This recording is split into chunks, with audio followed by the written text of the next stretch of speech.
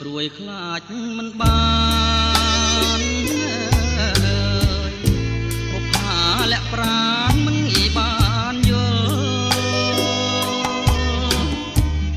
ជាច្រើនខែឆ្នាំរងកម្មអំពលខ្លាចមិនណាបានយល់មិនបានស្គាល់ប្រាណរសៀលផ្កាអើយកាអូនចោលក្លិនឲ្យបងសុបិនក្លិនកែវកលយាន